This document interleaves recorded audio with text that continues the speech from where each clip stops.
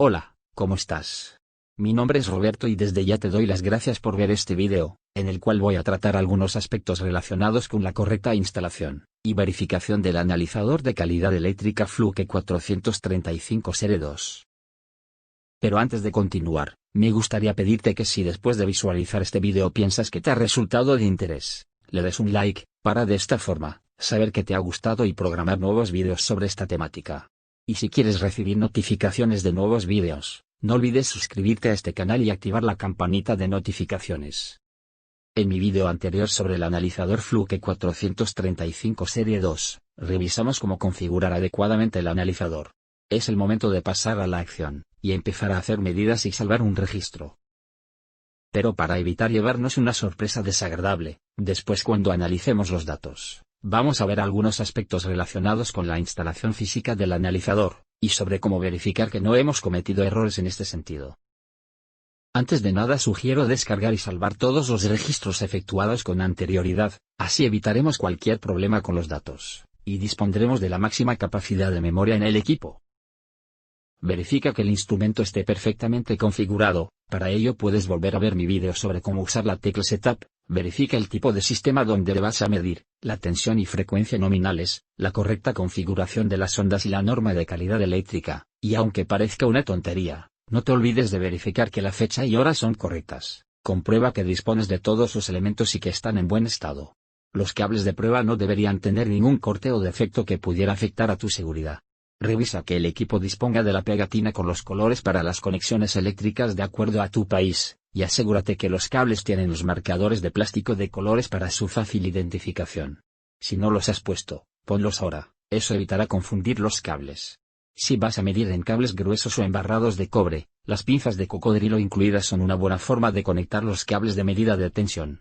Si vas a medir en un cuadro pequeño, donde hay poco espacio, te sugiero que te hagas con un juego de puntas magnéticas que podrás insertar en los tornillos de las protecciones. Disponen de un imán lo suficientemente fuerte para hacer un buen contacto eléctrico. Una vez que estés ya delante del cuadro eléctrico, protégete con los EPIs adecuados. Sobre todo no te confíes, ese es un error típico si ya llevas años en esto. No corras, ya sabes el refrán que dice, vísteme despacio que tengo prisa y, más vale prevenir que curar. Primero instala las sondas de corriente en los cables, y fíjate en la flecha que tienen serigrafiada, la cual debe apuntar hacia las cargas.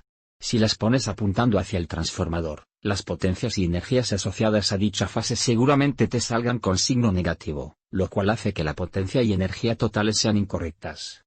Verifica que están bien cerrados sus enganches.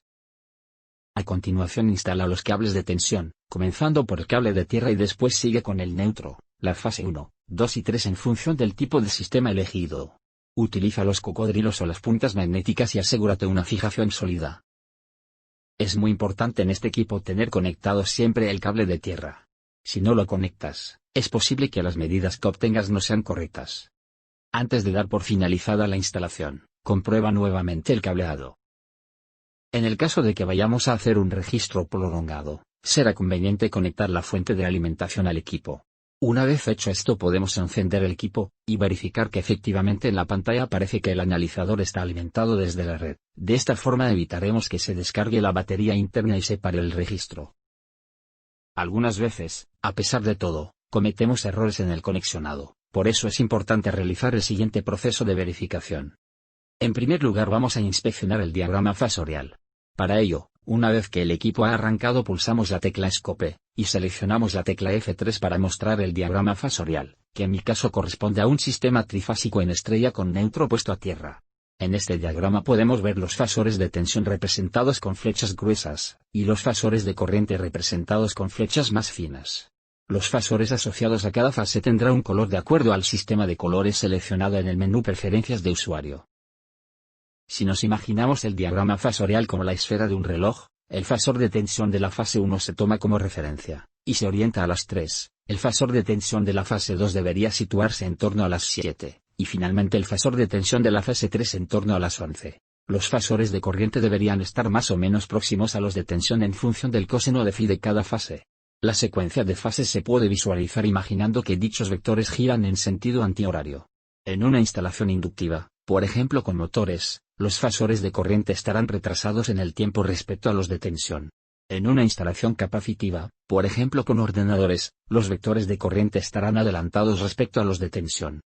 Ahora fijémonos en los colores que aparecen en la barra superior de la pantalla. En mi caso aparece negro para la fase 1, rojo para la fase 2 y gris para la fase 3, y precisamente esa es la misma secuencia de colores que siguen los fasores de tensiones y corrientes considerando la rotación antihoraria, partiendo de la fase 1.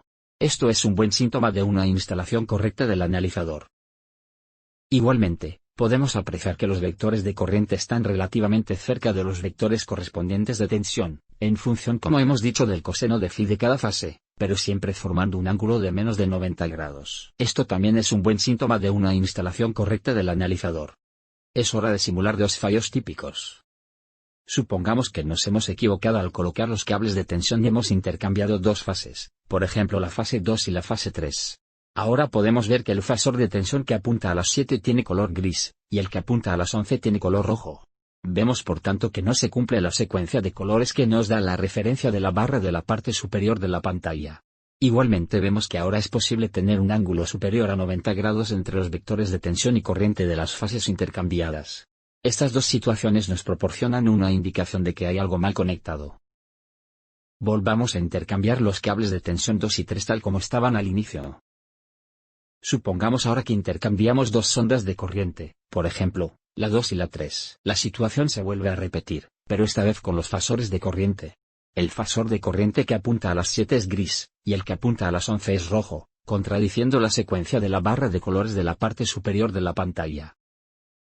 Igualmente, los ángulos entre los fasores de tensión y corriente de las fases 2 y 3, ahora pueden superar los 90 grados. Nuevamente, estas dos situaciones nos proporcionan una indicación de que hay algo mal conectado. Volvamos a intercambiar las sondas de corriente 2 y 3 tal como estaban al inicio. Este era el primer fallo típico, intercambiar dos sondas de tensión o corriente. Veamos ahora un segundo error. ¿Qué sucede si conectamos una sonda de corriente con la flecha apuntando en la dirección del transformador, en vez de apuntando hacia las cargas? Tomemos por ejemplo la sonda de la fase 1, y hagamos el cambio. Como podemos apreciar, el fasor de corriente ahora apunta prácticamente a las 9, es decir está desfasado unos 180 grados respecto al fasor de tensión. Esta situación es nuevamente una indicación de un mal conexionado, en este caso, de la dirección de la sonda de corriente. Pero antes de volver a ponerla correctamente vamos a ir al menú de potencia, para ello pulsamos la tecla menú, y con la flecha abajo seleccionamos potencia y energía y pulsamos Enter. Como podemos ver en la primera línea, la potencia activa de la fase 1 aparece negativa, mientras que en las fases 2 y 3 las potencias activas son positivas. Si ahora corregimos la dirección de la sonda de la fase 1, veremos que la potencia activa de la fase 1 pasa a ser positiva, y si retornamos al diagrama fasorial veremos que ahora el fasor de corriente apunta nuevamente en torno a las 3. Es posible que cometamos más de un fallo simultáneo, lo cual, sin duda, complicará este tipo de análisis. Por ello, lo mejor es marcar adecuadamente los cables en ambos extremos con los marcadores coloreados, y prestar un poco de atención a la instalación de los cables y sondas. De esta forma evitaremos una desagradable sorpresa que arruine el registro y nos haga perder un valioso tiempo. Y así hemos llegado al final de esta presentación que espero haya sido de interés. Como he comentado al inicio, me gustaría pedirte que si te ha resultado útil este vídeo le des un like, para de esta forma saber que te ha gustado y programar nuevos vídeos sobre esta temática. En el próximo vídeo hablaré sobre algo también muy interesante, los dos tipos de registros que permite este analizador, y en particular me centraré en el registro automático, dejando para un siguiente vídeo el registro tipo logger, por lo que si no te lo quieres perder, no olvides suscribirte a este canal y activar la campanita de notificaciones. Igualmente, me gustaría que me mandaras tus sugerencias para nuevos vídeos. Muchas gracias por ver este vídeo. Hasta pronto.